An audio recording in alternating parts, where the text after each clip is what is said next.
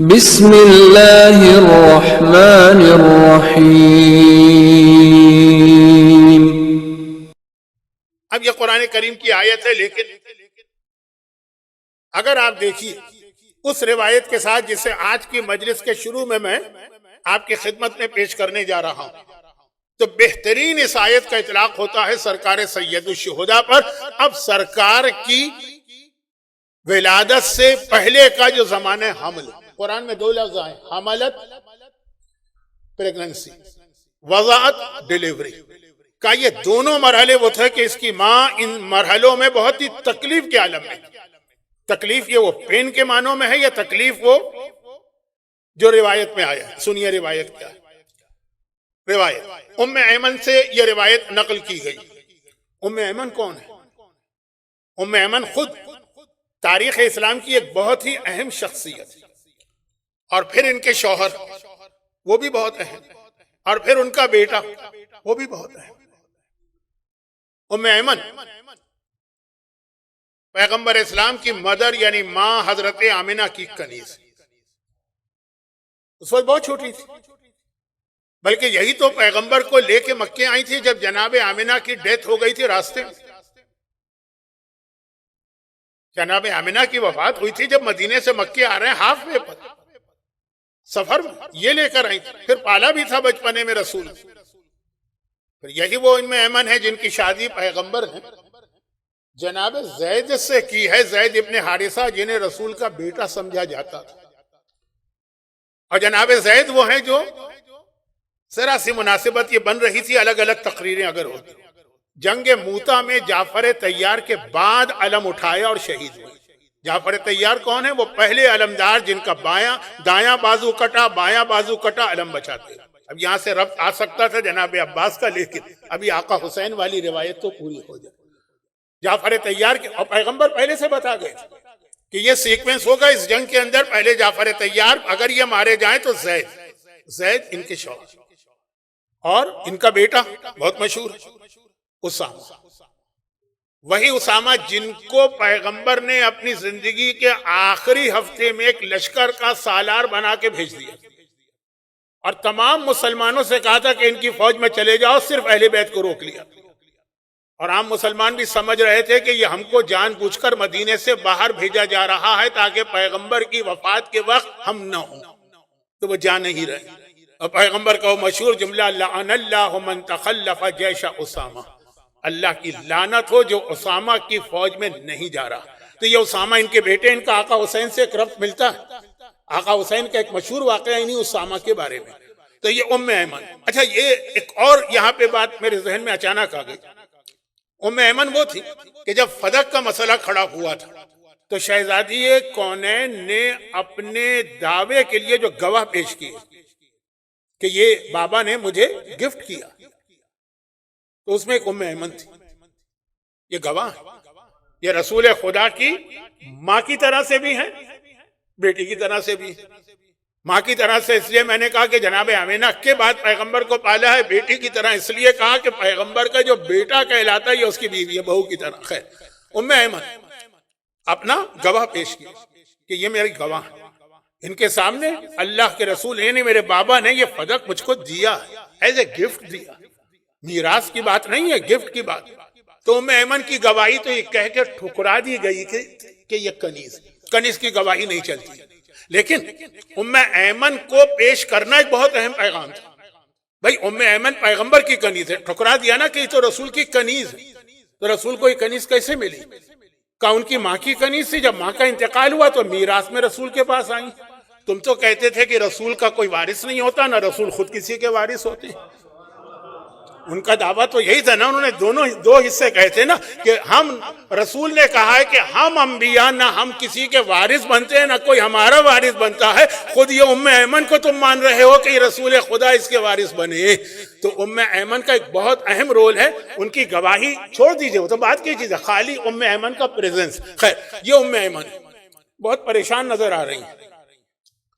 لوگوں کو معلوم ہے کہ رسول خدا ان سے کتنی محبت کرتے ہیں، تو جس محلے میں رہتی، اب مدینہ کون سا بہت بڑا شہر ہے، میلبورن کی طرح سے چھوٹا سا شہر، شادی شدہ ہیں، میں عرض کر چکا ہوں زید بن حارثہ سے اس وقت تک تو شادی نہیں ہوئی تھی. ام ایمن پریشان نظر آ رہی. کون؟ کب؟ یہ جو آقا حسین کی ولادت سے کچھ پہلے کی تاریخ ہے.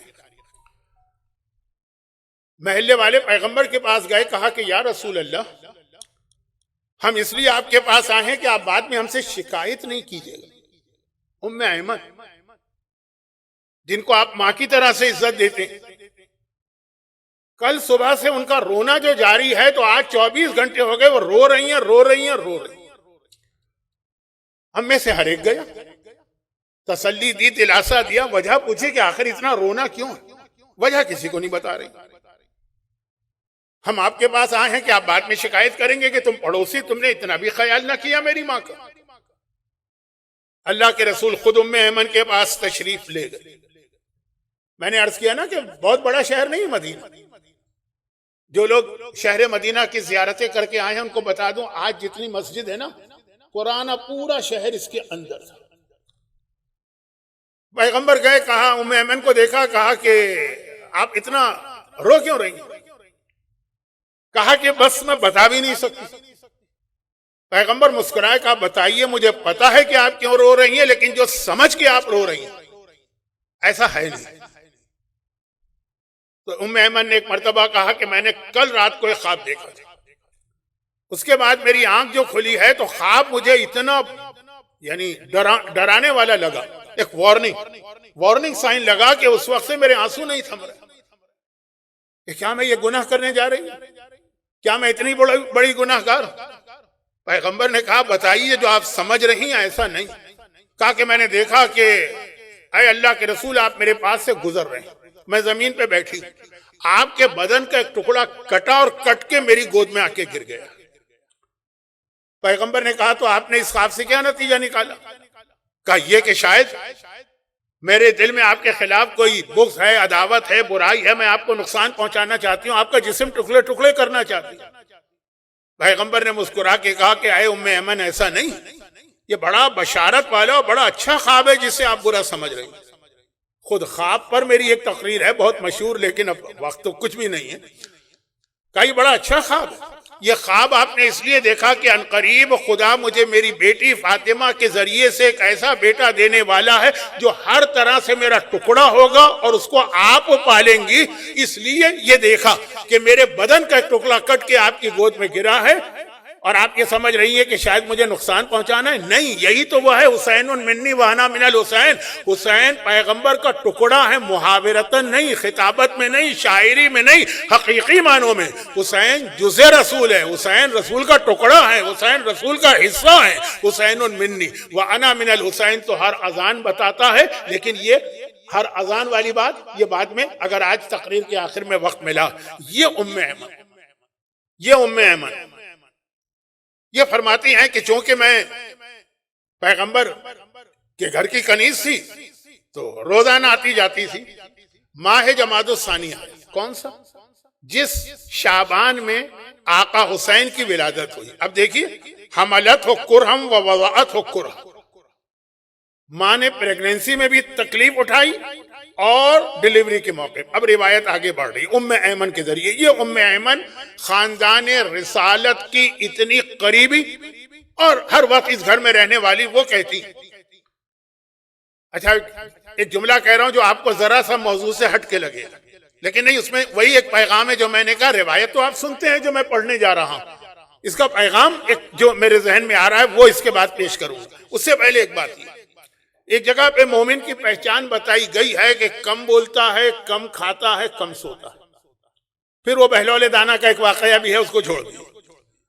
اچھا دوسری جانب دنیا میں یہ کہا جاتا ہے، بلکہ یہ سیاسی نعرہ بھی ہے اور شاید اسلام سے کوئی فلم بھی بنی کہ انسان کے 3 بڑے مسئلے ہیں: روٹی اور کپڑا اور مکان. اب یہ 2 چیزیں بالکل آپ کو غیر متعلق لگی نا کہ میں کہہ کیا رہا ہوں، بات کیا کر رہا ہوں، لیکن سنیے. ام ایمن یہ کہتی ہے غذا ذہن میں رکھیے، لباس ذہن میں رکھیے، مکان ذہن میں رکھیے، کم بولنا یہ بھی ذہن میں رکھیے، کم سونا یہ بھی ذہن میں رکھیے، اور پھر یہ روایت سنیے، اور کم کھانا. ام ایمن کہتی وہ ماہ جمادی الثانی. آقا حسین کے بارے میں کس شخص نے یہ روایت نہیں سنی کہ دنیا میں دو ہی بچے ایسے ہیں کہ جو 6 مہینے کی پریگننسی یا حمل کے بعد پیدا ہوئے؟ ایک حضرت یحییٰ اور ایک آقا حسین. ایک آدھ روایت میں یحییٰ کے بدلے عیسیٰ کا تذکرہ ہے، لیکن صحیح روایت حضرت یحییٰ اور آقا حسین. تو اب شعبان سے 6 مہینے پہلے آئی. ام ایمن کی روایت یہ ہے کہ اللہ کے رسول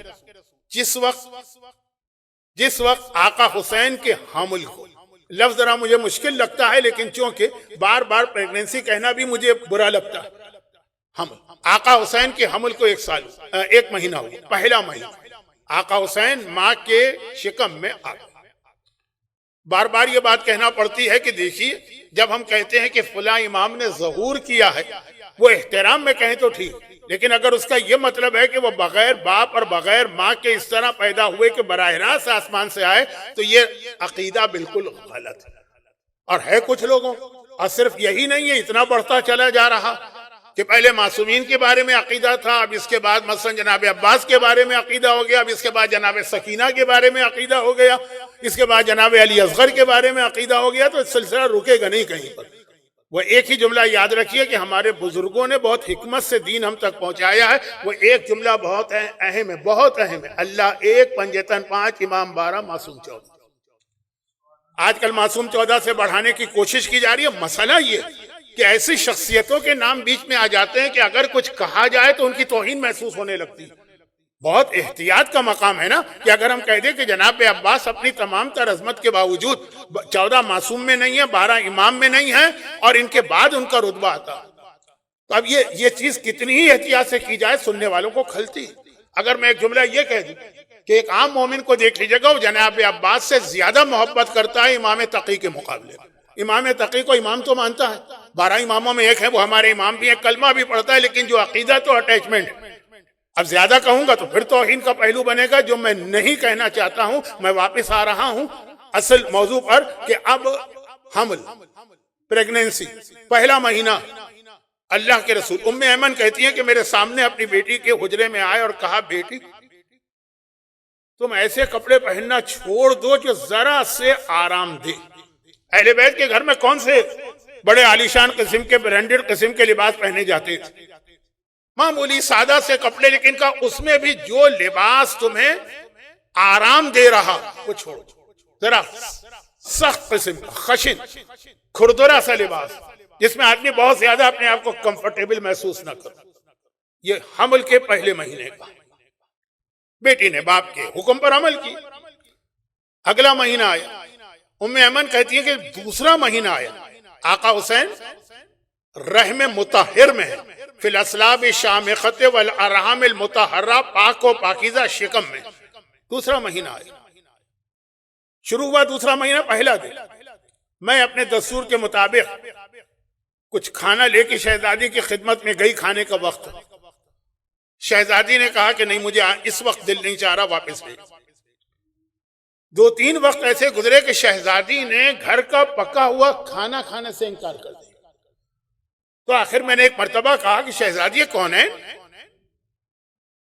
اس موقع پہ تو غذا کی زیادہ ضرورت ہوتی ہے اور آپ نے اپنی جو عام غذا ہے وہ بھی ختم کر دی. اچھا، اہل بیت کے گھر میں کون سے نعوذ باللہ بہترین کھانے پکتے تھے؟ یہ پلاؤ، بریانی، نہاری، پائے، پیزا، برگر، کون سا معمولی جو کی روٹیاں اور معمولی کھانا، وہ بھی منع کر دی. کہا، اے ام ایمن، خود بخود میرے دسترخوان پر یا میرے سامنے میرے پروردگار کی جانب سے کھانا آنے لگا، اور میں ذرا سا چکتی ہوں تو ایسا میرا پیٹ بھر جاتا اور ایسا مجھے سرور اور مزہ ملتا. یہ آقا حسین ماں کے شکم میں ہے. دوسرا مہینہ آیا. تیسرا مہینہ آیا. آقا حسین ماں کے شکم میں ہے، اور ام ایمن کہتی ہیں کہ اب شہزادی نے لوگوں سے باتیں کرنا بند کر دی. پہلے بھی شہزادی کون سا ہماری عورتوں کی طرح سے باتیں کرتے ہوں گے کہ رانگ نمبر کے اوپر 40 منٹ نکال دیتی ہیں خواتین، لیکن جو تھوڑی بہت بات تھی وہ بھی بند ہو گئی. تو میں نے دیکھا گھر آدمی بالکل بات چیت کرنا بند کر دے، قید تنہائی دنیا کی سب سے سخت ترین سزا کہی جاتی ہے، پاگل ہو جائے گا نا. لیکن میں نے دیکھا کہ نہیں، وقتاً فوقتاً شہزادی خود ہی بیٹھے باتیں کر رہی ہیں. یہ ایک بیماری بھی ہوتی ہے، نعوذ باللہ. میں نے گھبرا کے کہا شہزادی خیریت تو ہے، یہ آپ کس سے باتیں کر رہے ہیں؟ کہا میرے شکم میں جو بچہ موجود ہے نا وہ اس انداز سے مجھ سے کلام کرتا ہے، باتیں کرتا ہے، ماں بیٹے دونوں اس طرح بات کر رہے ہیں کہ مجھے کسی اور سے بات کرنے کی کوئی ضرورت ہی محسوس نہیں ہو رہی۔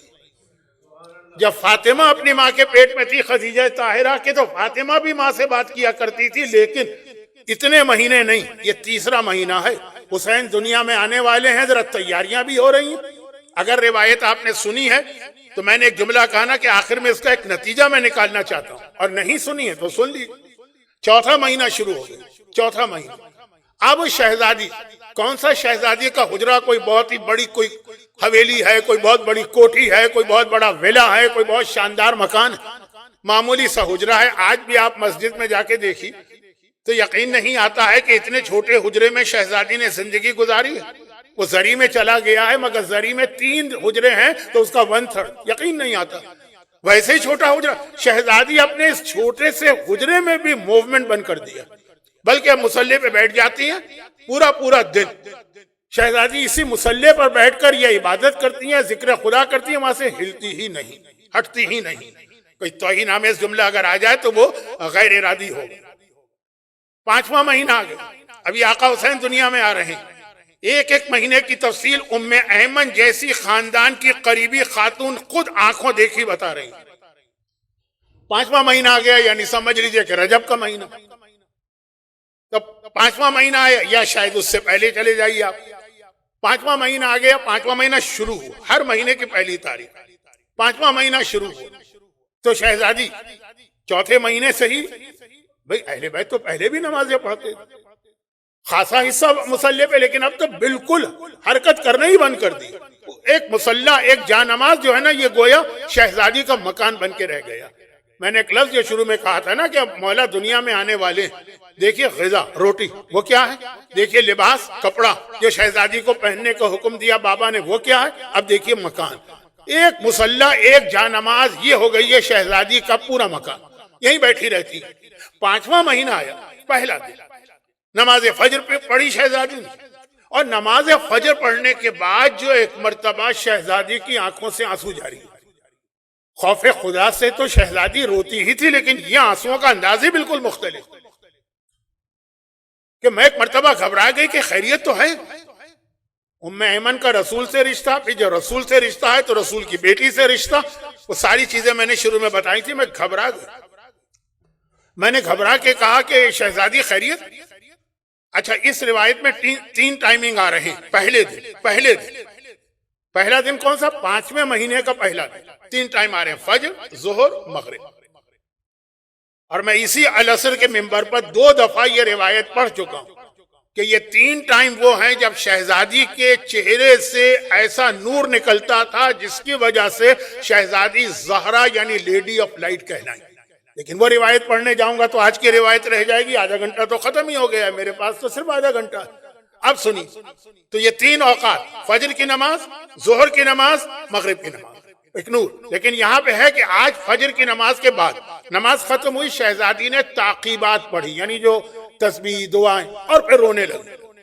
میں گھبرا کے قریب آئی، کہا خیریت تو ہے؟ کہا اس وقت میرے بیٹے نے، جو 2 مہینے سے ماں سے باتیں کر رہا، اس وقت میرے بیٹے نے مجھے سلام کیا، لیکن عجیب طریقے سے سلام کیا، اور کہا کہ السلام علیک یا اماں انا ولدک العطشان، مادر گرامی میرا سلام لیجئے، میں آپ کا پیاسا بیٹا ہوں۔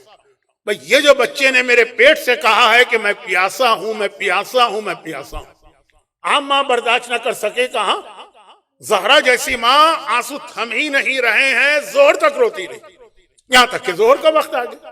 اب زہر کا وقت آ گیا تو نماز پڑھنا ہے زہر کی، چنانچہ زہر کی نماز پڑھی، وہ نور نکلا، تعقیبات کے فوراً بعد ایک مرتبہ میں نے دیکھا، ام ایمن کہتی ہے کہ دوبارہ رونا شروع ہوا ہے، اور وہ پہلے سے زیادہ رونا۔ یہ 5ویں مہینے کے پہلے دن کی بات ہو رہی۔ میں پھر گھبرا کے قریب آئی اور کہا شہزادی کونین خیریت تو ہے؟ آپ اس طرح سے رو رہی؟ کہا اس وقت میرے بیٹے نے مجھے سلام کیا، لیکن ایک لفظ بدل دی اور کہا کہ السلام علیک یا اماں انا ولدک العریان، مادر گرامی میرا سلام لیجئے، میں آپ کا وہ بیٹا ہوں جس کا لباس لوٹ لیا گیا۔ ماں اپنے بیٹے کا یہ مظالم سن رہی۔ دیکھیے ولادت شہادت، فضائل، مصائب اس طرح آقا حسین کی ذات میں ملے ہوئے کہ الگ کرنا مشکل ہے. یہاں تک کہ مغرب کا وقت آ گیا. مغرب کے وقت شہزادی کونین. اب جو جملہ میں کہنے جا رہا ہوں وہ اصول کافی کی ایک روایت سے ٹکراتا بھی ہے، لیکن اس کا جواب بھی آپ نے سن لیا. یہ شاید میں ذرا جلدی کہہ گیا، سن لیجیے. مغرب کی نماز وہی کیفیت، دعائیں وغیرہ پڑھی پھر روئیں، اور اب تو اس طرح سے رو رہے کہ صبح سے دوپہر اور دوپہر سے مغرب تک کا رونا بھی پیچھے رہ گیا. اور اب میں بار بار کہتی ہوں کہ اس وقت کیوں رو رہی ہیں کا نہیں بتا سکتی، میری زبان پہ وہ لفظ نہیں آ رہا، میں نہیں بول سکتی. ام ایمن گھبرا کے کہتی ہے میں رسول اللہ کے پاس گئی، شہزادی کے حجرے سے دیوار ملا ہوا رسول کا حجرہ، اور پیغمبر کو لے کے آئے. پیغمبر آئے، بیٹی نے کھڑے ہو کے باپ کا استقبال کیا، کیونکہ روایت تو دونوں طرح سے کہ جب فاطمہ رسول کے پاس آتی ہیں تو رسول کھڑے ہو کے بیٹی کا استقبال کرتے ہیں، اور جب رسول بیٹی کے پاس جاتے ہیں تو بیٹی بھی کھڑے ہو کے باپ کا استقبال کرتی ہے. اور ایک مرتبہ کہا بیٹی فاطمہ، ام ایمن نے ابھی آ کے مجھے بتایا، یہ بتاؤ کہ تم اس وقت اتنا کیوں رو رہی؟ کہا بابا کوئی اور یہ سوال کرتا تو میں نہیں بتاتی، آپ نے پوچھ لیا. اس وقت میرے بیٹے نے، پیٹ میں موجود بیٹے نے مجھ سے کہا سلام علیک یا اماں انا ولدک السحقان، مادر گرامی میرا سلام لیجئے، میں آپ کا وہ بیٹا ہوں جس کے جسم کو گھوڑوں تلے پامال کیا جائے گا. ماں سن رہی. پیغمبر اسلام یہ جملہ کہتے ہیں، اور کہتے ہیں کہ فاطمہ بس یہ سنو کہ یہ تینوں مرحلے میرے اس بیٹے پہ گزرنے والے ہیں، مزید میں اس کی تفصیل نہیں بتا سکتا ہوں. اور یہ میرا بیٹا جو تمہارے شکم میں ہے اسی طرح تمہیں سلام کرے گا. روایت یہ ہے کہ پورا 5واں مہینہ. اب آقا حسین کا جسم پامال ہوا کہ پامال نہیں ہوا؟ تو اصول کافی کی وہ مشہور روایت ہے نا کہ جناب فضہ نے شیر کو بلایا اور شیر نے آ کے لاشا بچایا، لیکن اس کا جواب بھی اسی روایت کے ساتھ دیا جاتا ہے، اس کو چھوڑ دیں.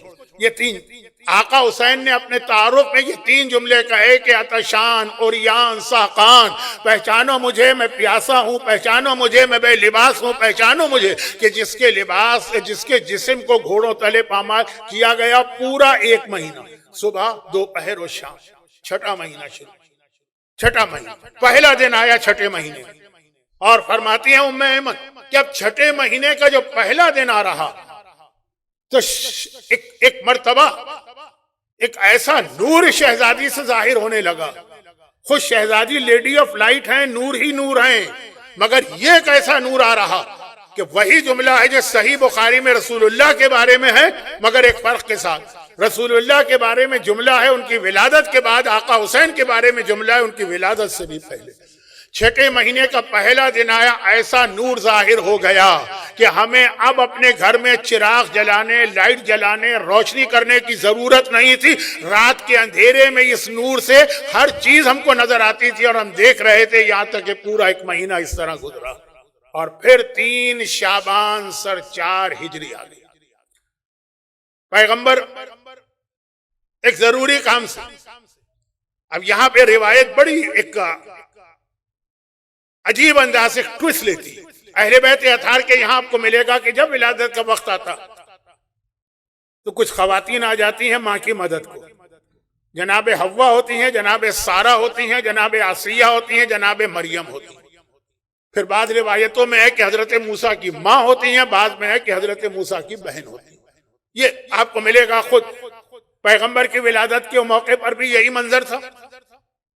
حضرت آمنہ کے گھر میں خود مولا کی ولادت کے موقع پر یہی منظر تھا. خانہ کعبہ کے اندر فاطمہ بنت اسد کے سامنے خود شہزادی کونین کی ولادت، اور باقی بھی پھر ملتا سوائے آقا حسین.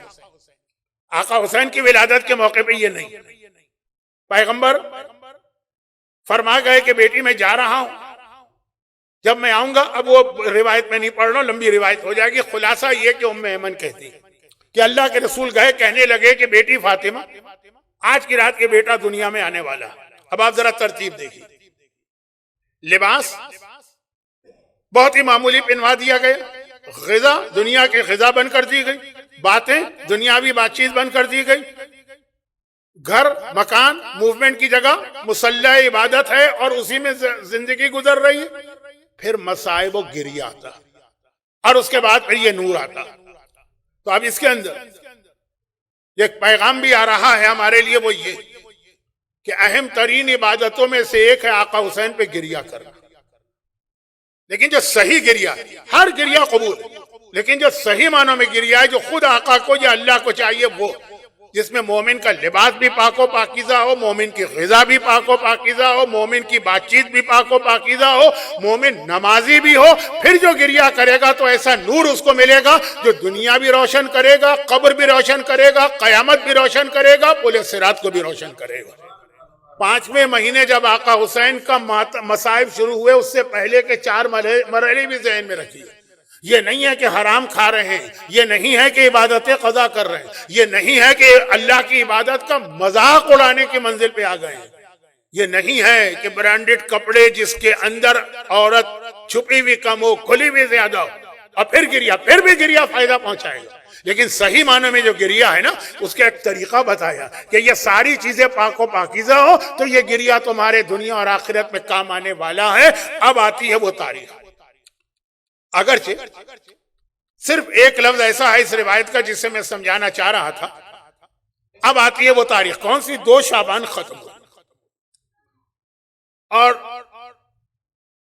3 شعبان کی رات آ گئی۔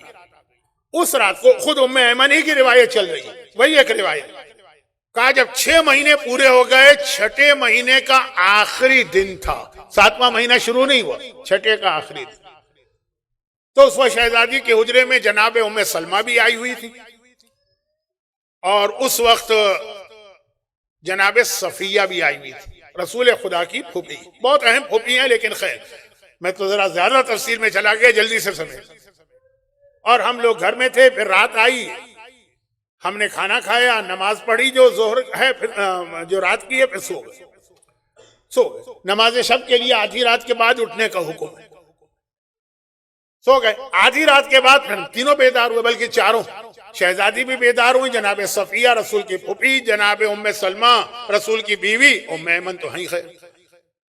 ہم لوگوں نے وضو کیا، جو روایت میں نے پڑھی اس میں ایک لفظ آیا کہ ہم لوگوں نے وضو کیا، شہزادی بھی ہمارے ساتھ سوئی تھی، بلکہ اکثر علماء کہتے ہیں کہ نماز شب کے لیے بہتر ہے کہ کچھ دیر نیند لو پھر اٹھو، تمہارے جسم کا بھی تم پر حق۔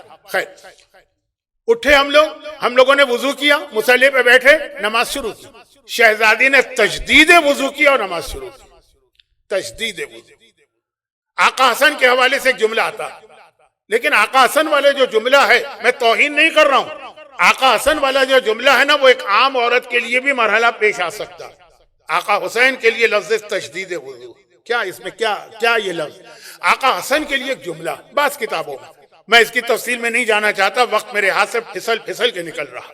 آقا حسن کے لیے جملہ یہ ہے کہ آقا حسن کی ولادت روزے کے عالم میں ہوئی، 15واں روزہ تھا، 15 رمضان تھی، شہزادی روزے سے تھی، روزے کے عالم میں آقا حسن اس دنیا میں تشریف لائے تھے، شہزادی کا روزہ بھی برقرار رہا، اور پھر شہزادی نے اسی حالت میں نماز بھی پڑھی۔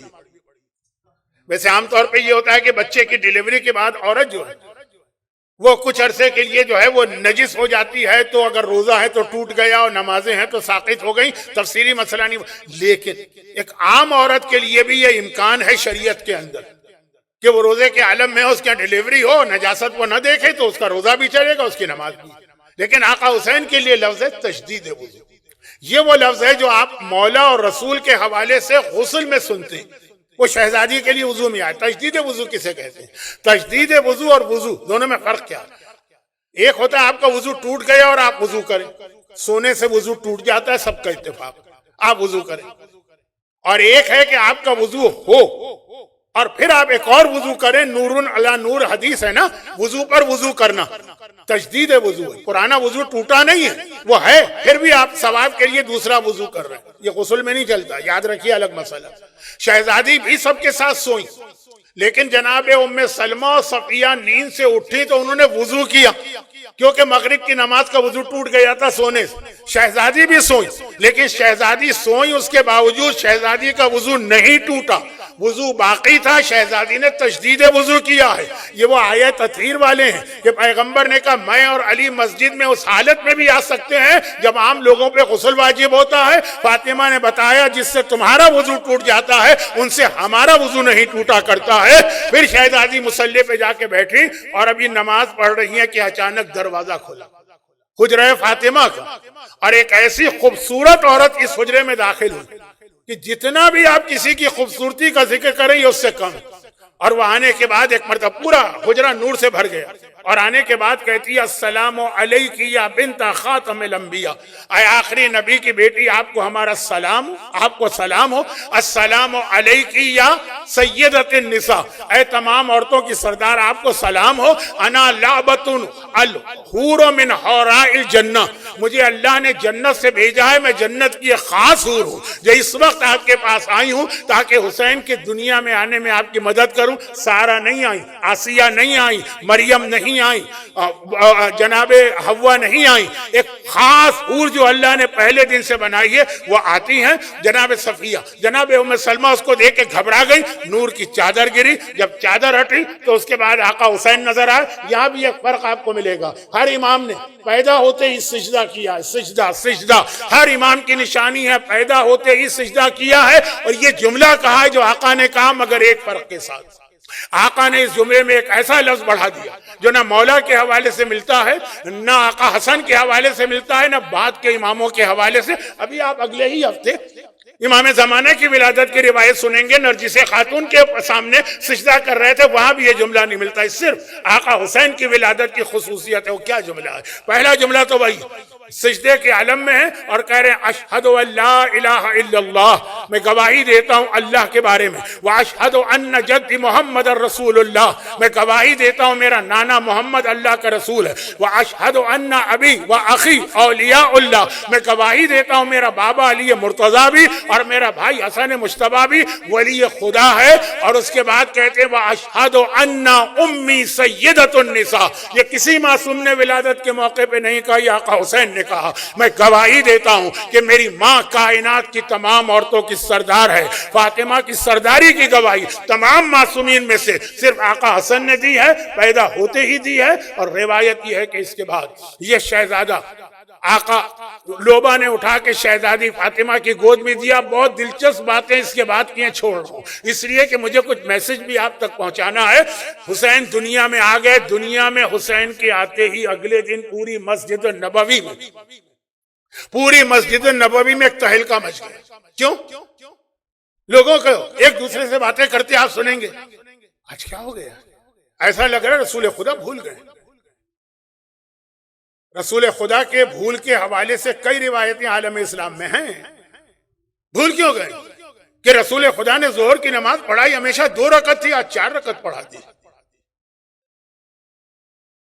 آگے ایک ظالم شرابی حکمران کے بارے میں آپ سنیں گے، فجر کی نماز 2 کی 4 پڑھائی، لیکن آج مسجد میں عصر کی نماز ہوئی، لوگوں نے پھر ایک دوسرے کو دیکھا یہ کیا ہو گیا، یہ 2 رکعت کے بدلے رسول نے 4 رکعت نماز پڑھا دی، مغرب کی نماز 2 کے بدلے 3 پڑھا دی۔ بھئی ذرا سا بھی طریقے سے ہٹ کے عبادت ہو تو لوگ ذرا سے چونک جاتے ہیں۔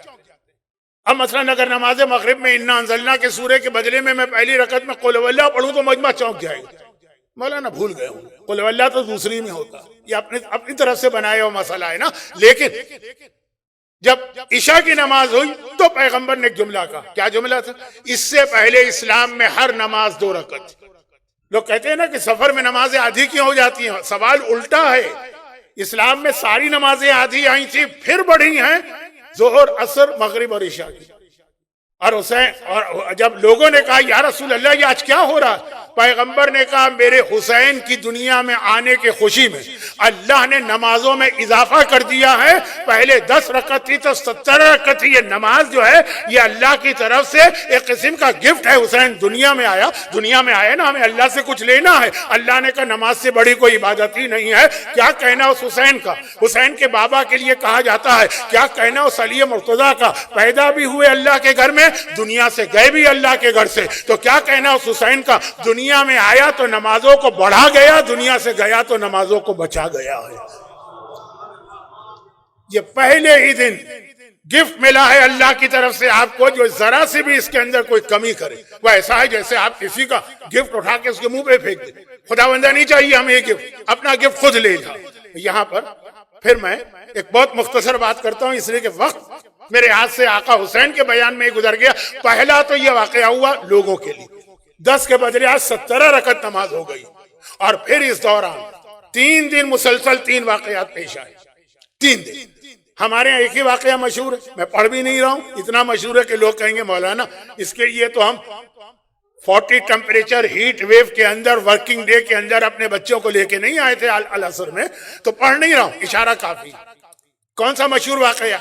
بھائی 7 دن تک جبرائیل کو حکم ملا ہے کہ آسمان سے 70,000 فرشتوں کو لے کے پیغمبر کے پاس جاؤ اور حسین کی مبارکباد دو، مگر ہر دفعہ الگ الگ.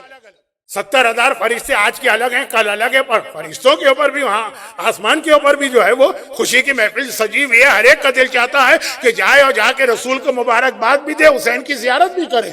چنانچہ جبرائیل کی ذمہ داری لگائی گئی ہے کہ ہر مرتبہ 70,000 فرشتوں کو لے کے جاؤ، 7 دن تک متواتر.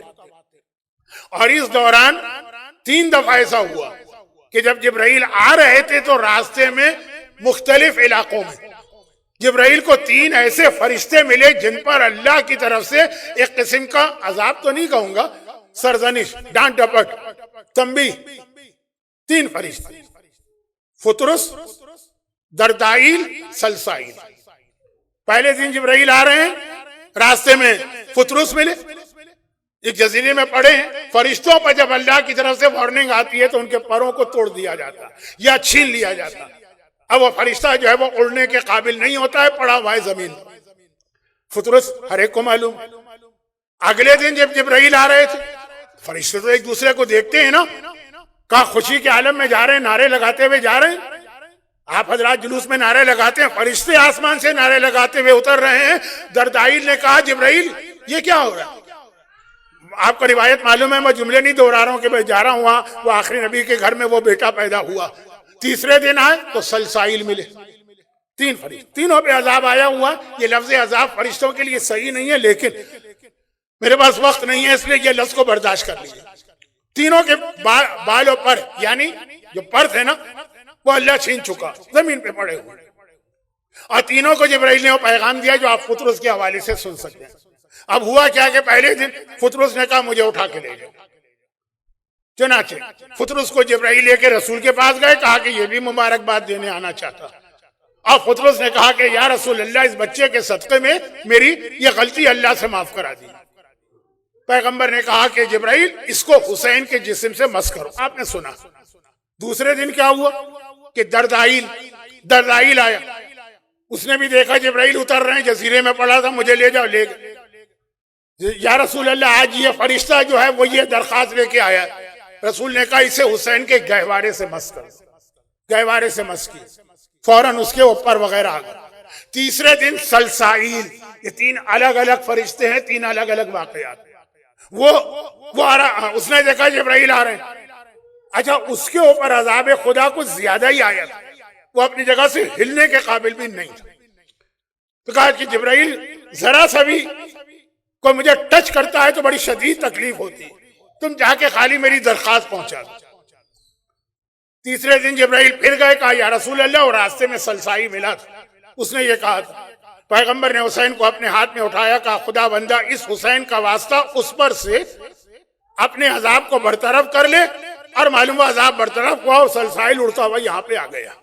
اب یہ 3 الگ الگ واقعات، تینوں کے اندر آقا حسین کی ولادت کے پہلے 3 دن تک اللہ کی خاص رحمت نازل ہوئی ہے. آپ بھی اس کو دعا کا بہترین موقع سمجھیے. مگر ایک پیغام بھی ملا، اور پیغام یہ ملا کہ دشمنان اہل بیت کا بھی ایک طریقہ ہوتا ہے نا، وہ ہر چیز پہ اعتراض کرتے، تو ایسا جواب دو کہ ان کو اعتراض کا موقع نہ ملے. جیسے اس وقت وہاں بھی ایک طرز فکر ہے، وہ یہ کہتی ہے کہ رسول اللہ سے دعا مانگنا صحیح، مگر جب تک وہ زندہ تھے. اب تو مر گئے ہیں نا، تو مرے ہوئے سے نہیں. قرآن سورہ نساء میں کہا ٹھیک کہا، جب زندہ مرے ہوئے سے. تو اب یہ جو تم زری کو جا کے چومتے ہو نا، یہ تو مرا ہوا رسول ہے. اس میں اور ہندوؤں کے بتوں میں کیا فرق ہے؟ یہ تو آپ پاکستان ٹیلی ویژن میں جملہ سنتے ہیں نا، کیا فرق بھائی؟ اتنا فرق ہے کہ ہندوؤں کے بت جو ہیں وہ کھڑے ہوتے ہیں یا اللہ کا رسول لیٹا ہوا، ایک کھڑا بت ہے ایک لیٹا بت ہے، بہت مشہور جملہ۔ اور اس کے بعد کچھ کہتے ہیں کہ نہیں بھائی، وہ جو ایک حدیث ہے صحیح بخاری کی، آج بھی آپ مدینے میں جائیں گے ہر ایک گنبد میں ایک روشن دان بنا ہے۔ ایک حدیث ہے کہ رسول اللہ کے بعد جب مدینے میں بارش نہیں ہوئی تو لوگوں نے کہا کہ یہ تو رسول نہیں ہے، تو بارش رک گئی۔ حضرت عائشہ نے کہا کہ پیغمبر کی قبر کی بڑی برکت ہے، یہاں سے ذرا سا چھت کو ہٹا دو، کھلے آسمان کے نیچے اگر یہ قبر آ جائے گی تو رحمت نازل ہوگی۔ تو تیسرا گروہ وہابیوں کا یہ کہتا کہ جی قبر کی بھی برکت ہے لیکن قبر کی حد تک، آپ کراچی میں یا میلبرن میں بیٹھ کے دعا نہیں مانگ سکتے۔ اب یہاں تینوں کے جواب آ گئے۔ کہا پطرس کو کہا گیا کہ جسم کو مس کرو تاکہ پتہ چلے حسین کے جسم سے مس ہونا دعائیں قبول کراتا ہے۔ دوسرے سے کہا گیا کہ گہوارے سے مس کرو تاکہ پتہ چلے کہ زری سے، علم سے، تابوت سے مس ہونا وہ دعاؤں کو قبول کراتا ہے۔ تیسرے کے بارے میں کہا گیا وہ سینکڑوں میل دور ہے، یہیں کھڑے کھڑے حسین کا واسطہ دو تو اس کی حاجت پوری ہوگی اور دور ہو جائے گا، یعنی حسین کے قریب جاؤ تب بھی تمہاری حاجت پوری، حسین کی زری تھامو تب بھی تمہاری حاجت پوری، حسین کا نام لے کے میلبرن میں دعا مانگو تب بھی تمہاری حاجت پوری۔ اور آپ کو نہیں معلوم کہ میں کتنی بڑی بات آپ کو کہہ گیا۔ اگر خالی گہوارے سے مس کرا دیتے تب بھی بات نہیں بنتی۔ معلوم ہے کیا کہتے دشمنان اہل بیت؟ جو خیبر کے لیے کہا، آپ نے نہیں سنا ہو، میں نے سنا۔ خیبر کے لیے کہا، کیا کہا گیا کہ علی علم لے کے گئے اور انہوں نے خیبر فتح کی، تو وہ علی کا کمال نہیں ہے، علم کا کمال۔ اچھا علم کا کیا کمال؟ کہا وہ علم بناتا حضرت عائشہ کی اوڑھنی یا چادر سے، تو علی کا کمال نہیں تھا، وہ چادر کا کمال تھا کہ چونکہ وہ چادر لے کے علی گئے تھے اس لیے وہ جیت گئے۔